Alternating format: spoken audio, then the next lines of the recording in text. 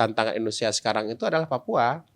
Kalau mereka bisa mengatasi Papua, Indonesia itu waktu saya ke Jogja ya, Jakarta juga, teman-teman Papua itu didiskriminasi, rasis kepada mereka dan sebagainya. Karena gaji menjadi guru di Papua itu tinggi sekali.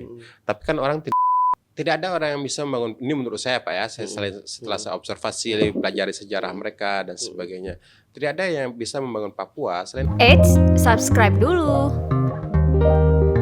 Belakangan kita telah tampil beberapa video dengan tokoh-tokoh yang dari Papua, ada juga dari tokoh akademisinya, tokoh politiknya, tokoh aktivis LSM-nya, sampai dengan pengungsi juga ikut kita wawancara, dan banyak sekali pengalaman dan pengetahuan yang kita dapat soal bagaimana kemudian berbagi informasi, berbagi pengetahuan, berbagi praktek baik antara masyarakat Papua dan masyarakat Aceh.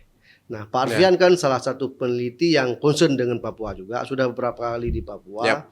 Dan bagaimana sebenarnya situasi dan kalau hasil penelitian nggak usah dibocorin karena nanti akan ada video berikutnya ya menghasilkan. Tapi pengalaman Pak Arfian datang ke Papua, melakukan wawancara dengan banyak orang, kemudian tinggal di Papua, apa yang dapat dibagi cerita kepada kami? Ya, pertama dulu Pak Muklis, saya sangat mengapresiasi ini Pak Muklis ya. Saya lihat Pak Muklis itu sudah very concern dengan diskusi tentang Papua. Ya, di Indonesia saya lihat ini langka Pak Muklis. Jadi saya sangat menghargai upaya Pak Muklis dan Sago TV ini. Karena begini, ini pengalaman kita waktu konflik Aceh ya. Publik itu kan sering di-frame oleh media-media. Sehingga pengetahuan mereka tentang daerah konflik kayak kita dulu itu selalu pengetahuan tentang kekerasan, kejam, kita itu suka membunuh orang dan sebagainya. Nah itu saya alami waktu saya di Bali sebelum saya persiapan S2 ya. Jadi persiapan S2 dulu di Bali 6 bulan dan teman satu kos saya itu ada orang dari, saya lupa, Jawa Timur atau dari mana ya. Nah dan dia sering mengunjungi kosan anak perempuan, teman-teman perempuan dari Aceh. Nah, teman-teman perempuan ini kemudian komplain, oh kawan itu sering meneror mereka. Nah, karena dia marah, ternyata dia marah, orang kampung dia itu mati di Aceh. Dan dia brimob, jadi ditugaskan dulu waktu ke Aceh kan. Kalau kita lihat TV-TV dulu ya, itu kan brimob atau TNI yang dikirim, itu kan sebelum pergi mereka kenduri dulu tuh, pesiju, sapa gitu kan. Dan kemudian sampai ada beberapa yang kemudian gugur atau bertugas. Salah satunya teman dia, dan dia marah sekali. Dan dia langsung ngecap, oh kalian pembunuh dan sebagainya, tidak menerima. Nah, ini kan masalah disinformasi, ya kan? Gimana sih daerah konflik itu sebenarnya? Dan ini perlu diluruskan karena kan seperti Papua yang saya lihat di kawan-kawan di Jogja misalnya, atau beberapa ada program guru mengajar ya kalau tidak salah, program nasional Indonesia Mengajar ya. Nah, saya dapat beberapa informasi, mereka itu di-frame oleh media sebagai orang-orang yang memberontak, yang benci Indonesia. Jadi mereka itu suka membunuh, terbelakang dan sebagainya. Nah ini karena masalah informasi kan. Nah karena faktanya nggak demikian. Faktanya tidak demikian. Kalau kita pergi ke sana, mereka tuh luar biasa baik. Ya, jadi upaya Pak Muklis meluruskan ini luar biasa. Itu jarang yang dilakukan orang. Jadi sebenarnya daerah konflik itu, kalau menurut saya pribadi Pak Muklis ya, seperti kita dulu juga. Kita tuh sebenarnya tidak benci kepada pemerintah. Tapi kita ada sesuatu yang kita tidak puas dengan tindakan pemerintah. Ini kayak sama seperti orang tua dan anak ya. Anak nakal itu kan bukan karena dia tidak cinta orang tua, tidak sayang orang tua. Kalau orang tua yang sakit dia pasti juga mengobati. Tapi karena ada sesuatu yang tidak dipenuhi, gitu. Jadi sehingga dia nakal. Jadi melihat Papua, melihat daerah konflik, ya itu harus melihatnya seperti anak yang mungkin ada masalah, yang entah masalah tertentu yang belum terjawab, belum terpenuhi, dan itu sudah lama terbenam dalam hati dan orang tua tidak peduli. Nah, informasi-informasi begini yang perlu dibagi sehingga seperti di Jawa teman-teman waktu saya ke Jogja ya, Jakarta juga teman-teman Papua itu didiskriminasi, rasis kepada mereka dan sebagainya karena misinformasi. Itu. Tapi kalau di Aceh anak-anak mahasiswa kan sangat happy. Kemarin kita undang di sini beberapa kali kan happy sekali. Happy, benar. Karena orang Aceh itu dianggap saudara tua. Saudara tua dan kita juga melihat mereka itu ya seperti saudara juga. Maksudnya kita tidak masalah kan. Dan karena kita punya sejarah konflik juga dengan mereka sehingga mereka merasa lebih dekat dengan kita. Nah, ketika saya di Papua, itu pertama sekali saya ke Papua, Pak. Saya sebenarnya inspirasi saya ke Papua itu adalah provinsi satu-satunya yang saya ingin kunjungi di Indonesia, niat sekali. Karena terinspirasi dari nama teman waktu SD. Dulu kan Papua itu namanya Irian Jaya. Nah, teman saya namanya Irian Jaya waktu MIN di Takengon itu. Jadi saya penasaran apa hubungan, soalnya nggak ada muka Papuanya, putih ya, muka orang Gayo gitulah, putih gitu kan. Jadi apa hubungannya dengan Papua, dengan Irian Jaya. Jadi ya itu daerah yang ingin saya kunjungi. Nah, ketika pertama sekali saya menginjak kaki di Papua itu 2 tahun yang lalu untuk riset ya, itu perasaan kayak puas gitu ya, wah udah sampai ke Papua dan sebagainya. Dan karena orang pendatang, jadi kan image dari berita ya. Kemudian dari jurnal-jurnal, buku-buku itu kan terpatri dalam pikiran, oh orang Papua itu begini, orang Papua itu bengis, orang tua kasar dan sebagainya, itu semua salah, buyar. Orang Papua itu baik sekali, dan kita bisa melihat tulus mereka di muka ya. Misal begini, waktu itu saya hari kedua, saya pingin karena kebutuhan jangka panjang ya, jadi saya pingin rental mobil, sepeda motor. Jadi saya cari-cari, saya search di Google agak jauh. Kemudian saya cari di sekitar lokasi, ada tempatnya. Kemudian saya pergi situ ternyata tutup. Dan saya kemudian bertanya ke abang-abang Gojek. Itu orang asli Papua. Wah, muka badan besar tuh Pak Evuklis, badan besar, muka agak-agak sangar gitu dengan rambut kriwil ya. Mereka berkelompok. Nah, jadi kan masih ada image media ya dalam kepala saya. Wah, ini harus nanya kepada mereka karena itu yang disarankan oleh orang di situ. Coba tanya sama Bang Gojek. Jadi mau nggak mau saya baru tanya. Begitu saya tanya, karena nanya baik-baik ya. Kakak, saya ingin mencari rental Gojek. Padahal dia kan Gojek ya. Di mana saya bisa mencarinya? Itu mereka langsung berdiri, tidak duduk ya, berdiri dari duduknya dan kemudian menyapa dengan sangat baik dan sangat tulus. Itu yang merubah pandangan saya tentang orang Papua. Wah, ternyata mereka baik sekali, tulus sekali. Nah, itu yang di Papua. Tapi di sana kemudian ini kayak hari pertama saya tuh di Jayapura.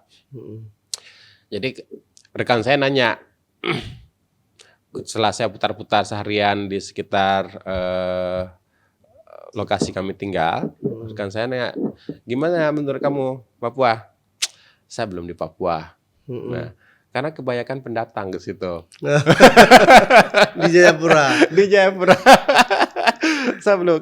Dan ternyata itu juga punya sejarah dan juga kemudian itu menghasilkan masalah yang besar ya di situ karena sejarah yang panjang ya. Wah, dan Jayapura itu didominasi oleh pendatang dan begitu juga beberapa kota besar lain kayak Sorong itu para pendatang semua. Dan ibu kota kabupaten itu juga banyak pendatangnya. Nah, kecuali sudah masuk ke pedalaman itu baru orang asli. Nah, ini menunjukkan bahwa ekonomi, politik dan sebagainya itu dikuasai oleh para pendatang. Jadi orang-orang asli ini seperti sulit menembus akses ke pemerintahan, ke ekonomi itu. Dan itu juga ada penyebabnya, Pak. Jadi saya perhatikan infrastruktur pendidikan yang buruk ya. Di Papua itu.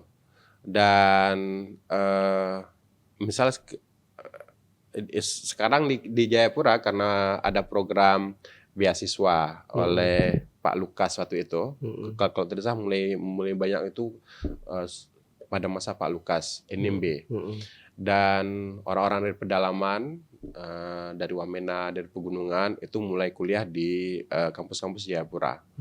Dan saya berkesempatan untuk ke Wamena juga, jadi memperhatikan gimana sih keadaan di situ. Itu daerah konflik, basis konflik lah Wamena itu. Jadi meskipun yang paling parah di sekitarnya Nduga, Intan dan sebagainya pegunungan. Nah di situ pendidikannya sangat buruk. Jadi gini, ada satu cerita, ini orang lokal di pedalaman. Jadi itu seperti kita di Banda Aceh, kemudian ke sekitar 5 kilo ke desa, kita bisa bilang tidak ada lagi pendidikan. Meskipun ada sekolah. Karena memang di Papua itu rumahnya jauh-jauh ya. Terutama yang karena itu jauh-jauh. Area luas, penduduknya nggak banyak ya. Benar, penduduk tidak banyak, area luas, tapi itu satu masalah yang lain. Tapi kan akses terhadap pendidikan itu masalah yang lainnya yang berat. Karena kalau kayak kita juga lah ya, kalau ada sekolah kita pasti mengantarkan anak kita sekolah. Tapi di sana sekolahnya itu tidak rutin. Jadi malah ada yang gurunya, karena gurunya didatangkan, gaji menjadi guru di Papua itu tinggi sekali. Tapi kan orang tidak tahan dengan situasi sosial. Anak kota pergi ke pedalaman ya. Jadi itu masalah juga kan waktu kita podcast dengan siapa kemarin. Itu salah satunya itu kendalanya. Jadi gurunya itu kadang-kadang nggak masuk karena pertama takut dengan situasi, yang kedua bukan original orang asli di situ. Betul. Jadi guru-gurunya misalnya dari Jayapura ke lokasi yang mana misalnya jauh. Jadi ya konflik menjadi persoalan kan. Betul. Dan juga akses jarak juga menjadi. Jadi ada banyak menurut cerita mahasiswa yang hari ini kuliah di USK dan di STIMIK, itu salah satu ceritanya adalah guru mereka terutama di SD. Itu tidak semua guru dapat. Benar. Ya, itu yang terjadi. Jadi guru itu karena mereka sudah dikontrak dengan gaji tinggi, jadi hari pertama dia datang untuk absen perkenalan, kemudian datangnya waktu ujian. Nah, yang di ujian karena persyaratan pemerintahan kan, harus ada laporan sana sini. Yang di ujian kan bukan anak-anak sekolah, orang-orang sekitar situ sampai mau ujian.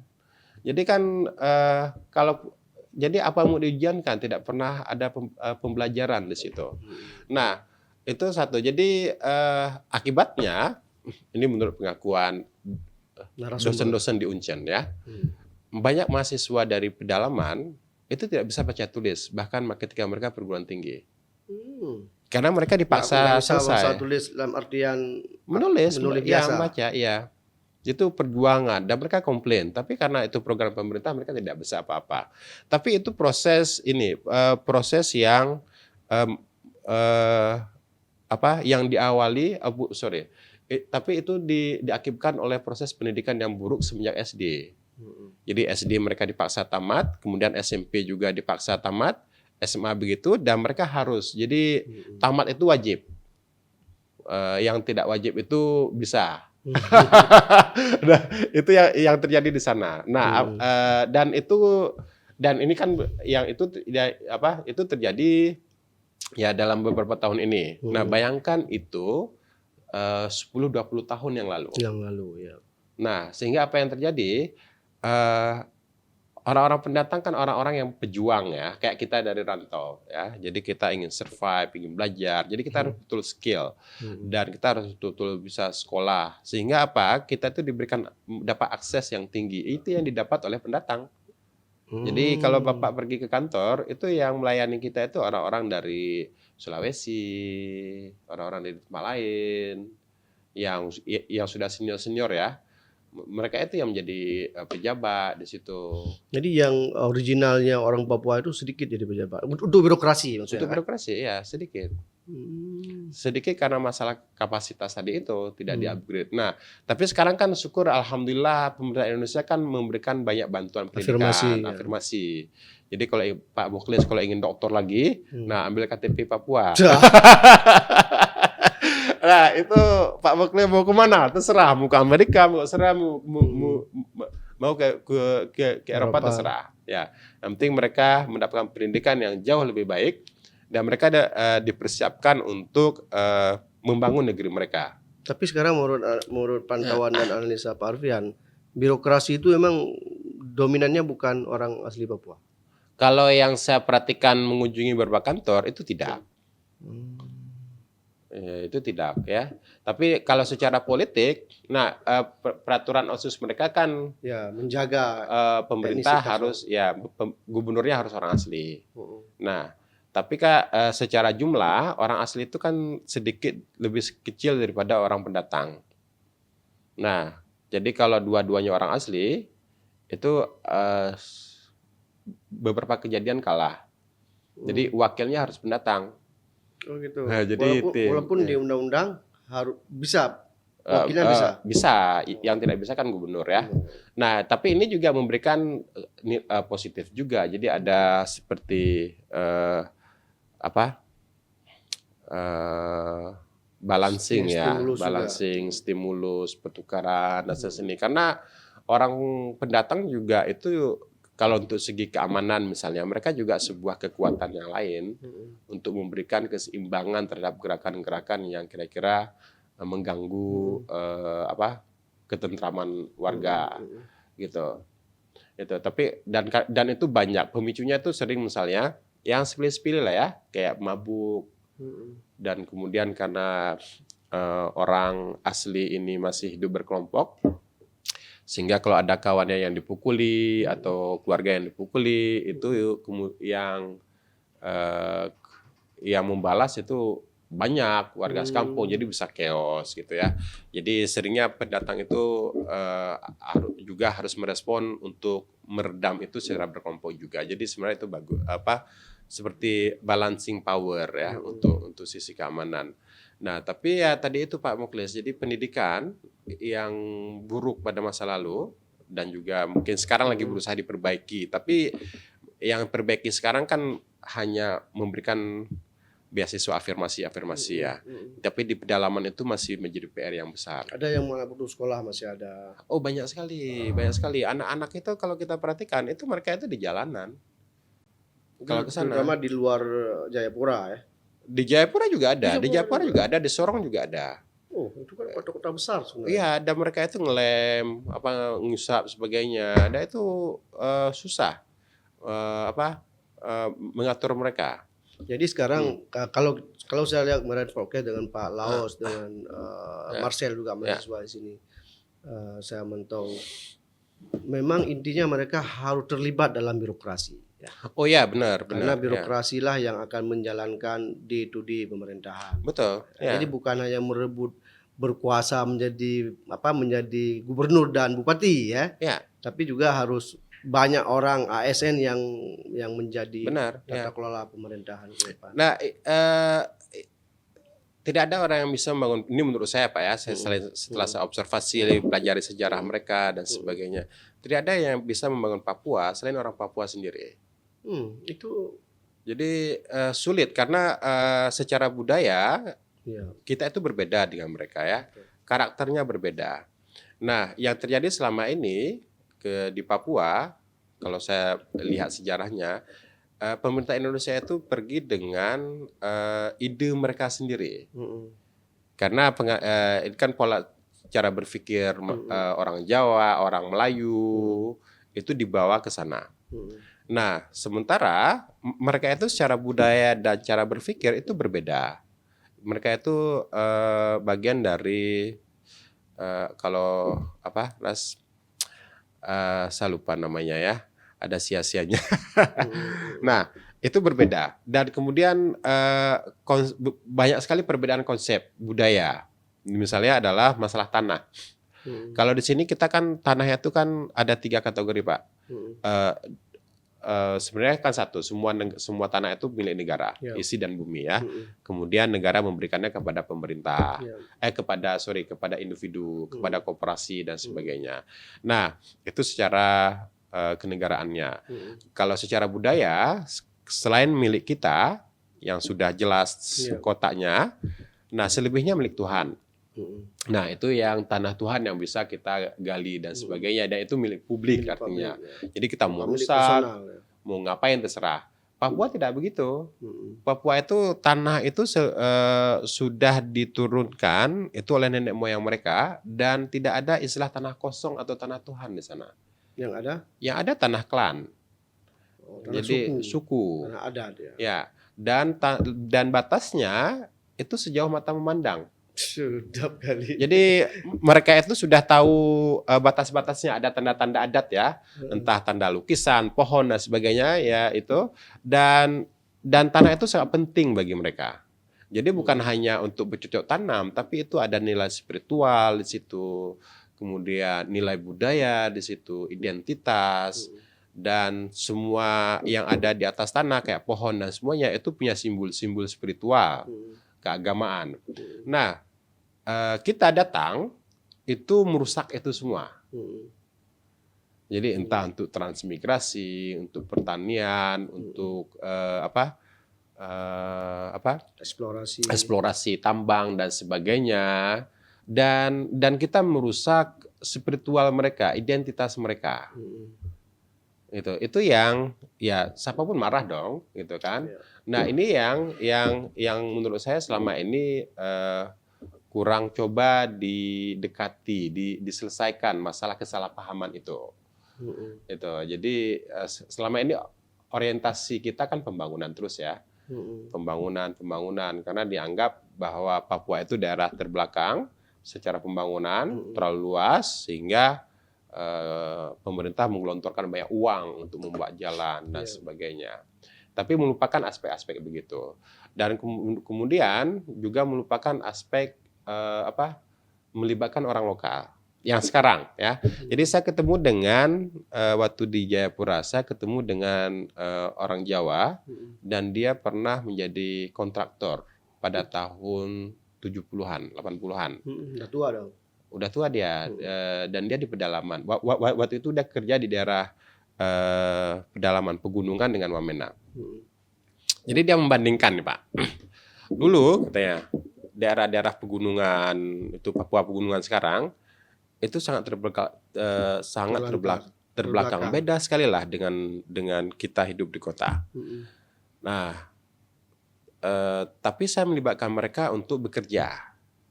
Jadi waktu dulu dia bekerja membuat jalan ya.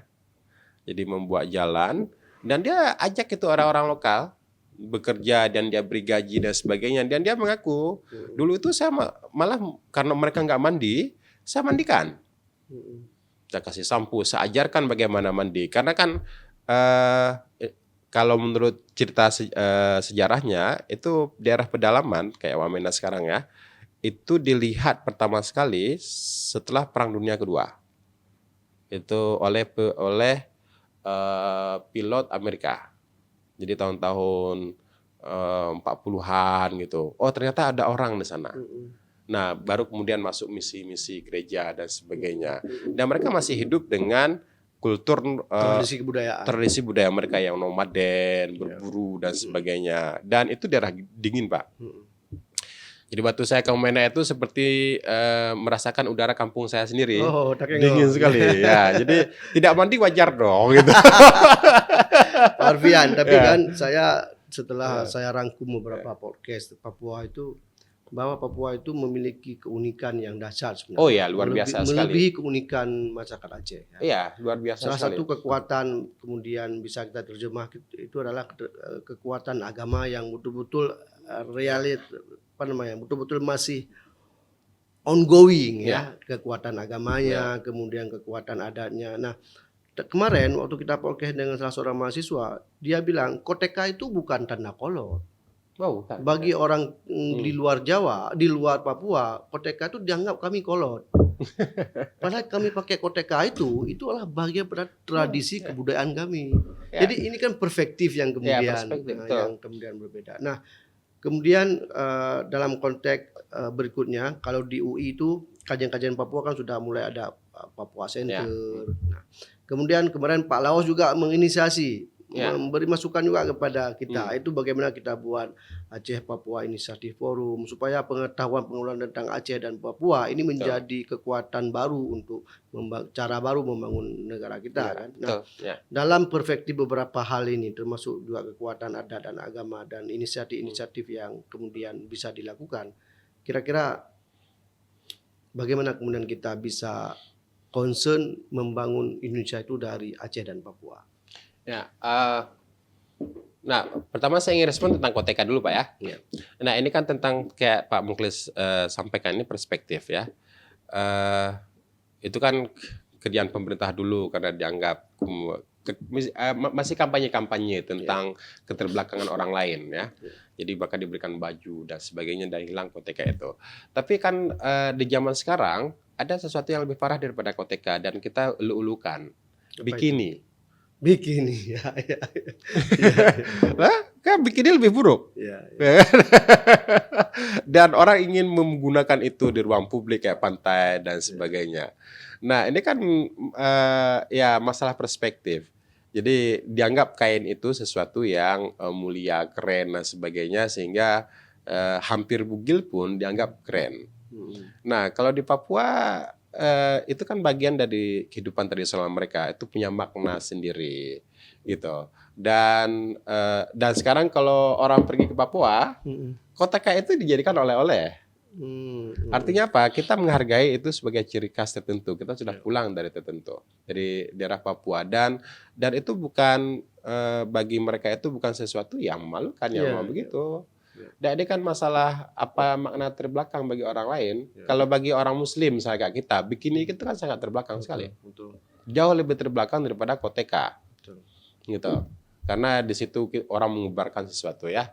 Nah, kemudian tentang studi-studi tadi itu usulan yang sangat luar biasa saya kira.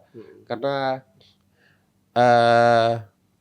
sebenarnya kalau kita perhatikan sekilas tentang sejarah Indonesia pasca reformasi, keinginannya kan, apalagi dengan program dana desa gitu ya, keinginannya Indonesia itu kan membangun negeri dari pinggir.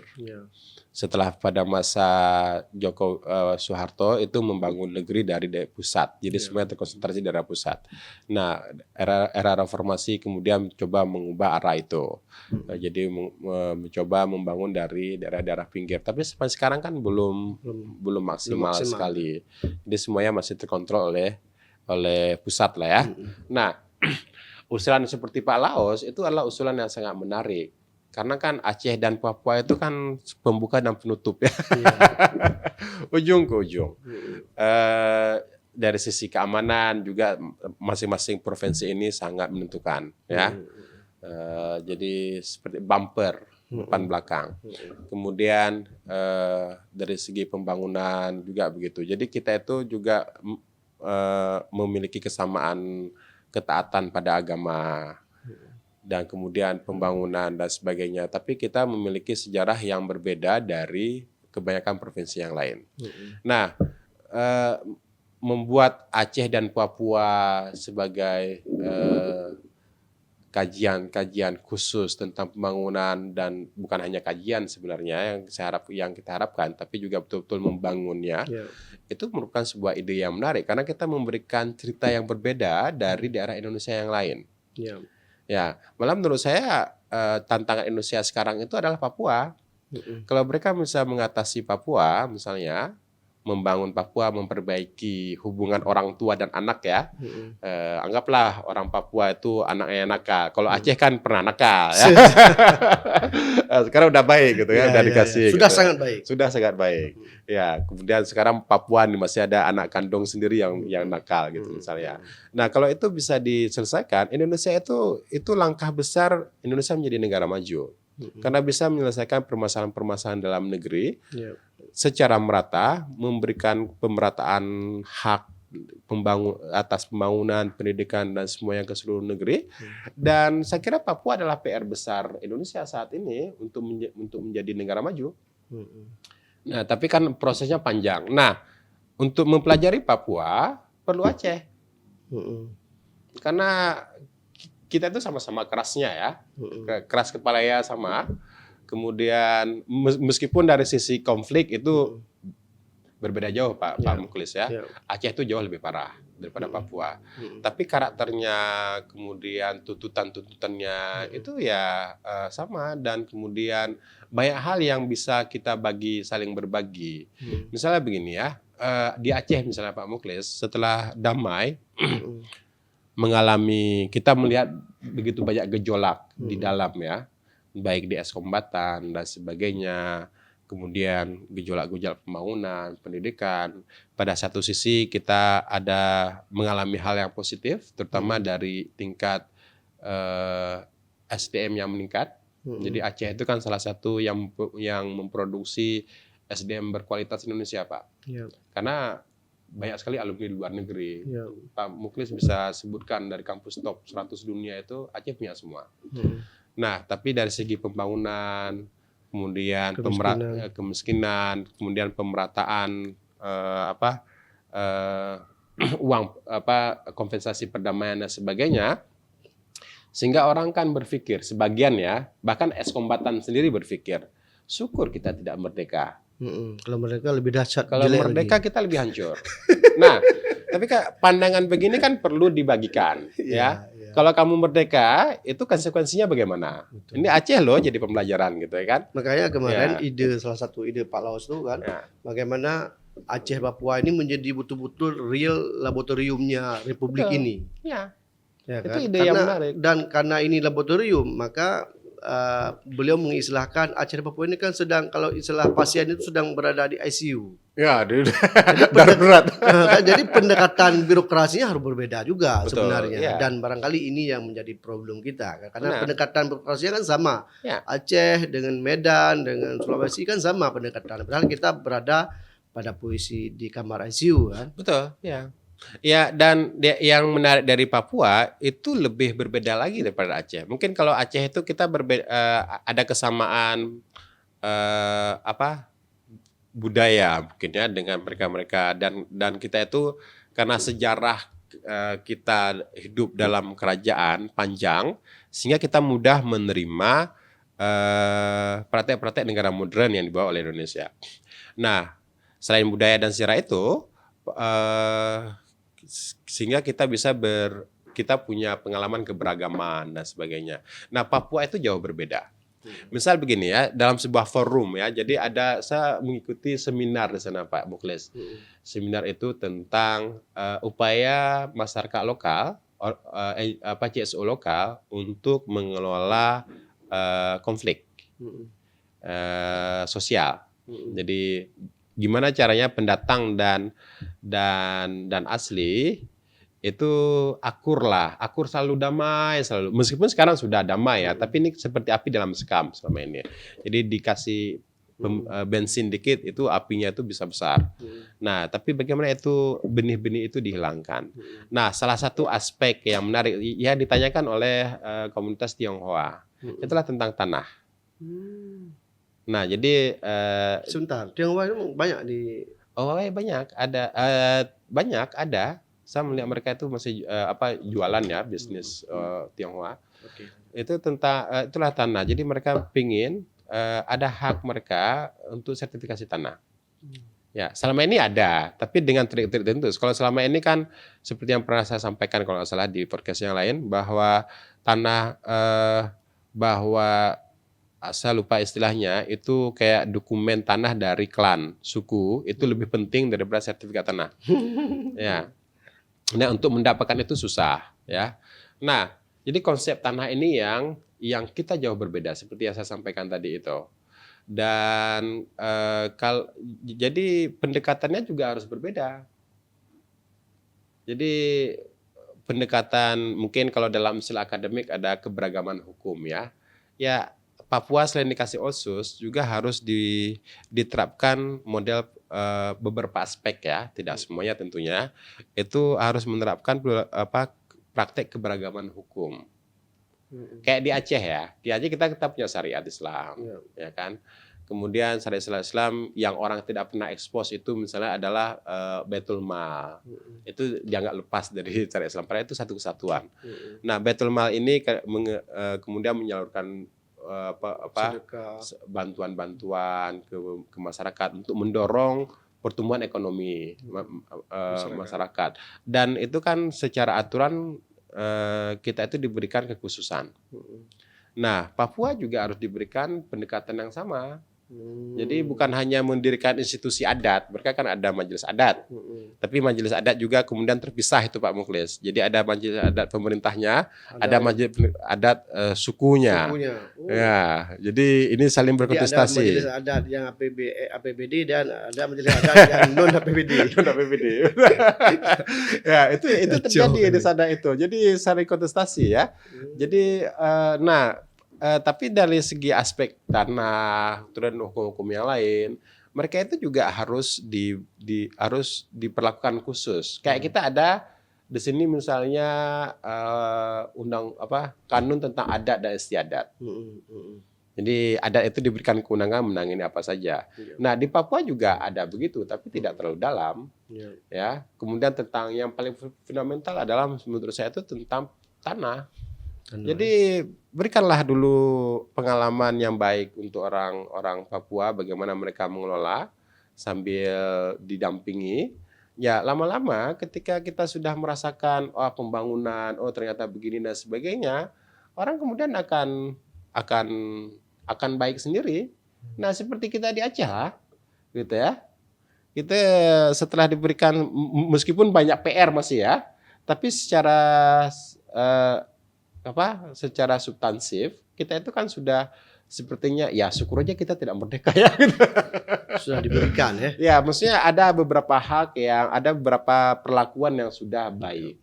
Meskipun di belakang itu masih ya kita tahu lah ya sama-sama ya apa yang terjadi di Indonesia ini. Tapi kita sudah menganggapnya bukan lagi hal-hal substansi yang harus diutamakan gitu. Itu jadi menarik gitu. Jadi pertukaran ini yang harus dilakukan melalui forum yang diusulkan Pak Laus tadi itu, misalnya Forum Inisiatif Aceh dan Papua. Karena selama ini kan kawan-kawan Papua yang saya tahu ya, mereka itu hanya ingin belajar tentang hal-hal positif dari Aceh. Tapi menurut yang sering saya sampaikan juga, jangan hanya hal positifnya yang dipelajari. Hal negatif juga harus belajar. Hal negatif itu sangat penting untuk dipelajari supaya teman-teman Papua itu terhindar dari permasalahan yang sama. Betul. Gitu. Karena kalau hal positif dipelajari, ya belum tentu karena karakter budaya tadi. Ya berbeda, tidak bisa diaplikasikan. Kemudian pendekatannya mungkin pemerintah juga berbeda ke situ.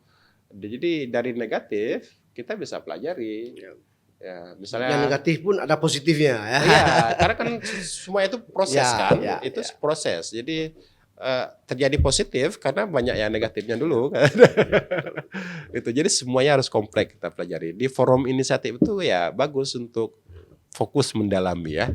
Jadi begitu Pak Mukhlis. Baik Pak Alfian, saya rasa diskusi kita sudah mengerucut bahwa pikiran-pikiran dari para tokoh yang hadir juga, kemudian tadi juga pandangan-pandangan Pak Alfian juga mengenai pengalaman lapangan ya. Jadi ini menjadi kebaikan, menjadi keberkahan bagi kita semua.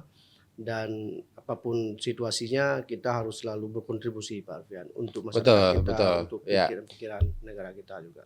Jadi membangun Indonesia dari Papua dan Aceh masih sangat relevan. Oh masih sangat relevan karena ini kan satu kesatuan Pak ya. Jadi kalau ujungnya nggak bagus ya dalamnya ya pasti nggak bagus. Kan nilainya kayak gini Pak Mukhlis.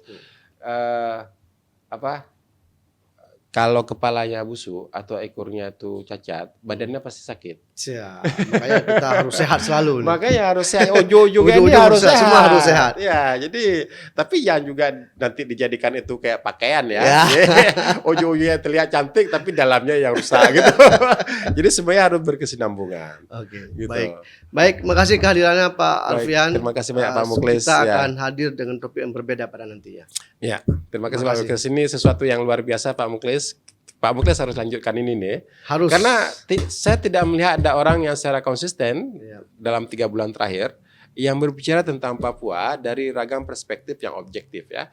Maksudnya ya kita tidak ngomong politik, basisnya keamanan, pengetahuan sebagainya. aja, basisnya Iya. pengetahuan, Itu luar perlindungan biasa. masyarakat sipil dan seterusnya. Ya.